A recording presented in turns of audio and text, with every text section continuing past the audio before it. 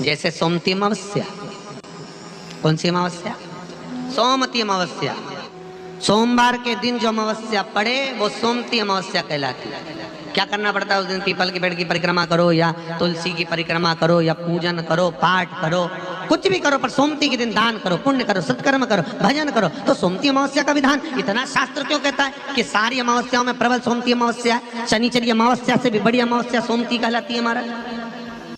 तो कहा उस दिन सारे जितने भी ग्रह हैं, जितने भी ग्रह, सारे ग्रह चंद्रदेव के साथ मिलकर भगवान शंकर की आराधना में डूबते हैं। और भगवान शंकर की आराधना में डूबते हैं तो उस दिन जो किया हुआ दान पुण्य सत्कर्म है वो हमारे, आप लोगों को मालूम होगा, पितरों की 3 गतियां, पितर, आहुत, वासुक। कितने? 3। गर्भ में जो चले गया आहुत है, कुमारी अवस्था में गया जिसकी शादी नहीं हुई, आहुत। पितर अधोगति में अचानक बहुत सारी तमन्ना थी, बहुत कुछ करना चाहता था और अचानक चले गया, मर गया, पितर गिनती में आ गया। वासुक जो एक्सीडेंट आदि, फांसी, सुसाइड, वासुक। 3 शास्त्र कहता है सोमती अमावस्या के दिन ये तीनों आहुत, पितर, वासुक, जहाँ पर घर की कुल की माता पीपल की परिक्रमा करती है या तुलसी की परिक्रमा करती है या पूजन करती है या दान करती है सोमती अमावस्या के दिन, तो ये तीनों को उसका भाग प्राप्त हो जाता है, तीनों तर जाते हैं। फिर उनको पिंड की जरूरत नहीं पड़ती महाराज, उनको तर्पण की जरूरत नहीं पड़ती। इसलिए सोमती अमावस्या का क्रम हमारे हिंदू धर्म में ज्यादा वर्णित किया। एक बेलपत्र जिसकी डंडी का भाग जल जहां से बहकर बाहर निकल रहा है, अशोक सुंदरी का स्थान देखा है ना सब लोगों ने, बस उसी स्थान पर पहली बेलपत्र। दूसरी बेलपत्र पार्वती जी के स्थान पर, अर्थात जो जलाधारी है वहां पर। तीसरी बेलपत्र शंकर भगवान के शिवलिंग के सम्मुख में जहां आप बैठे हो वहां बैठकर डंडी का भाग विपरीत दिशा में रखकर, तीसरा बेलपत्र। चौथा बेलपत्र भगवान शंकर का जल जहां से नीचे गिर रहा है उस ओर सीधी बेलपत्र नीचे की ओर। और 5वीं बेलपत्र शंकर भगवान के अशोक सुंदरी के स्थान को छुआकर नंदी के पास रखकर, जो घड़े में जल है अर्थात मट्टी के पात्र में जो तुम जल लेकर गई हो उस पात्र के जल से शंकर का अभिषेक कर देना, शिव को वो जल समर्पित कर देना। जिंदगी में कैसा भी दुख हो वो कटता ही है, वो दुख रह नहीं सकता, ये निश्चित था। ध्यान से सुनना, देव ऋषि नारद ने भगवान सगर को, राजा सगर को, सूर्य वंश में उत्पन्न हुए राजा सगर को कहा था कि तुम्हारे घर औलाद नहीं, संतान नहीं, इसलिए शिव की आराधना करना।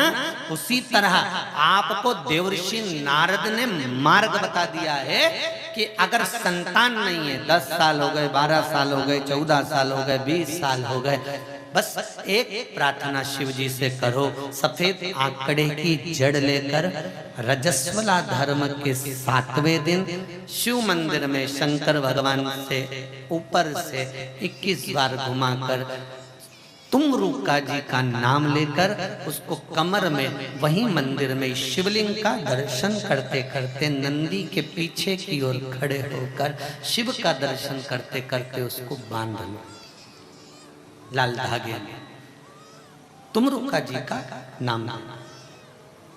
और महाराज एक पीपल का पत्ता रजस्वला धर्म के 7वें दिन से शिव जी को चढ़ाकर समर्पित कर कर उस पीपल के पत्ते को कुंदकेश्वर महादेव के नाम से लाकर उसको गाय के दूध में उकालकर दोनों पति पत्नी रात्रि के समय सोने से पहले उसको पान करें। प्रतिदिन उस पत्ते को लाना है, प्रतिदिन चढ़ाना है, प्रतिदिन पत्ते को चढ़ाकर उकालने के बाद उस पत्ते को ठंडा कर दीजिए, बाद में विसर्जन। जिस नारी का गर्भ ठेरता हो फिर गिर जाता हो, फिर कुछ दिन चढ़ते हो फिर गर्भ गिर जाता हो, या बच्चा आधा बनता हो बच्चा पूर्ण ना बन पाता हो, तो शिव महापुराण की कथा कहती है कि एड़ी से लेकर चोटी तक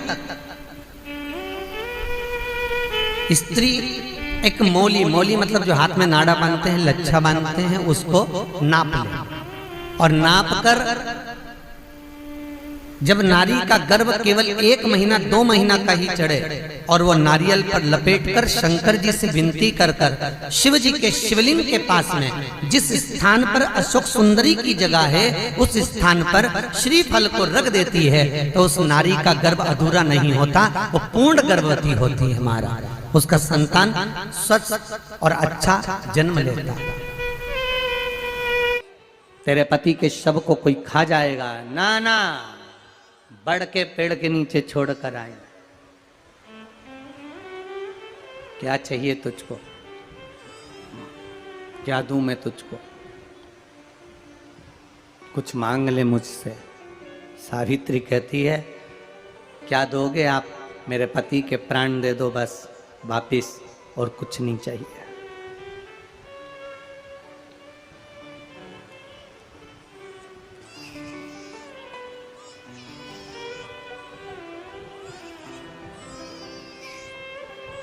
बट सावित्री की अमावस्या के दिन किसी एक माता ने सीहोर आश्रम पर एक मैसेज भेजा और उस मैसेज में लिखकर भेजा कि गुरुजी से पूछना, हम भी तो पति की इतना मानते हैं, पति का सम्मान करते हैं, पति को आदर देते हैं, तो हम भी सावित्री की गिनती में आते कि नहीं आते हैं?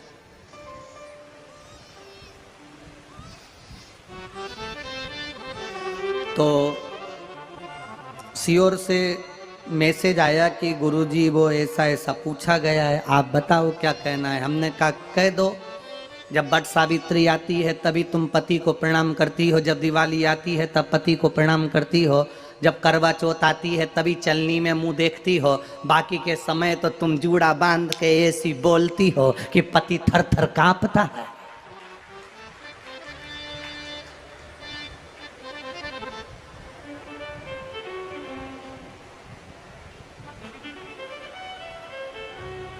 केवल एक करवा चौथ का दिन ऐसा होता है कि चलनी में पति का मुंह देखती हो।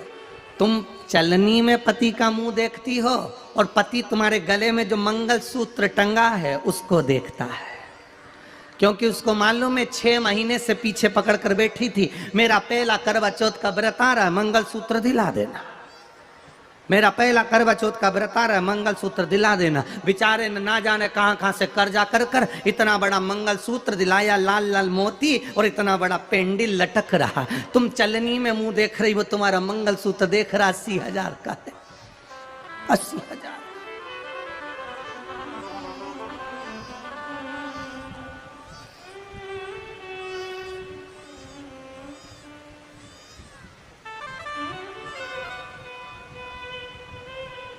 सोलह श्रृंगार में नारी के हाथ की चूड़ी का कलर अलग हो सकता है, चूड़ी की डिजाइन अलग हो सकती है, चूड़ी अलग हो सकती है, चूड़ी महंगी सस्ती हो सकती है, मंगलसूत्र की कीमत ऊंची नीची हो सकती है, पाँव की बिछुड़ी की कीमत ऊंची नीची हो सकती है, कान के कुंडल की कीमत ऊंची नीची हो सकती है। तुम्हारे शरीर पर जितने जितने 16 श्रृंगार हैं उसकी कीमत ऊंची नीची हो सकती है। केवल मंगलसूत्र की डिजाइन बदल सकती है, नाक की लौंग की डिजाइन बदल सकती है, कान के बुंदे की डिजाइन बदल सकती है, हाथ की चूड़ी की डिजाइन बदल सकती है, पाँव की पायल की डिजाइन बदल सकती है।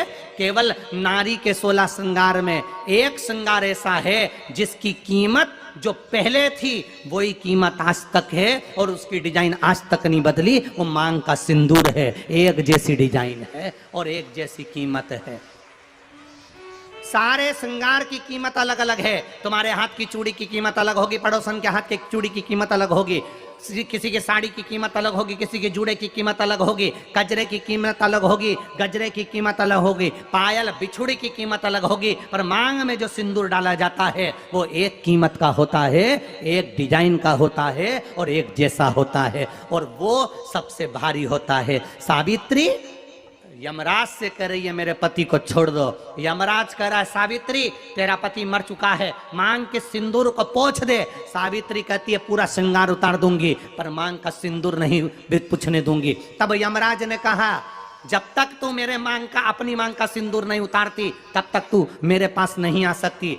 भगवान यमराज से सावित्री ने कह दिया मैं भी तुझे वचन देती हूं यमराज, मेरी मांग में जब तक सिंदूर है, जैसे सीता ने लाइन, लक्ष्मण जी ने लाइन खींच दी थी और सीता पार नहीं जा सकती थी, मैं भी तुझे वचन देती हूं जब तक नारी की मांग में सिंदूर है तब तक तू उसके पति को उसके सामने लेकर नहीं जा सकता, यह भी मैं तुझे कह देती हूं। यमराज भैंसे पर सवार होकर सत्यवान को लेकर जा रहा था। सावित्री से वचन पर वचन चल रहे थे। यमराज यमलोक में प्रवेश करने लगा। मांग के सिंदूर में से थोड़ा सा सिंदूर सावित्री ने केवल हाथ में लेकर अपनी बिंदी पर जो लगाया, सत्यवान को लेकर यमराज अंदर नहीं जा पाया। बाहर खड़े होकर कहता है मांग ले, मैं तुझे एक वचन नहीं, तू बोले तो मैं 2 वचन दे देता हूं, तू बोले तो मैं 3 वचन दे देता हूं, तू मांग क्या चाहिए। तब सावित्री ने कहा देना चाहते हो? हाँ। अब यमराज को लगा कि लालच में पड़ गई सावित्री। तब कहा पहला वचन दीजिए, मेरे अंधे सास ससुर के नेत्र वापिस आ जाएं। यमराज ने कहा तथास्तु। दूसरा वचन दीजिए, मेरे सास ससुर अपने पोता पोती का मुख देखें। यमराज ने कह दिया तथास्तु।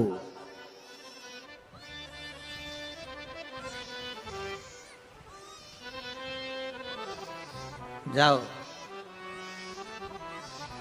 यमराज जाने लगे, फिर आग जलने लगी। कहने लगे अब मैं अंदर क्यों नहीं जा पा रहा हूं। सावित्री कहती है तुमने वर दिया है मेरे सास ससुर पोता पोती का मुख देखें, उनके बेटे को तुम ले जाओगे तो पोता पोती कहां से होगा, छोड़कर जाओ। सावित्री है, पति को वापिस लेकर आ गए। जैसे सोमती अमावस्या, कौन सी अमावस्या? सोमती अमावस्या। सोमवार के दिन जो अमावस्या पड़े वो सोमती अमावस्या कहलाती है। क्या करना पड़ता है उस दिन? पीपल के पेड़ की परिक्रमा करो या तुलसी की परिक्रमा करो या पूजन करो, पाठ करो, कुछ भी करो, पर सोमती के दिन दान करो, पुण्य करो, सत्कर्म करो, भजन करो। तो सोमती अमावस्या का विधान इतना शास्त्र क्यों कहता है कि सारी अमावस्याओं में प्रबल सोमती अमावस्या है। शनिचरी अमावस्या से भी बड़ी अमावस्या सोमती कहलाती है हमारा।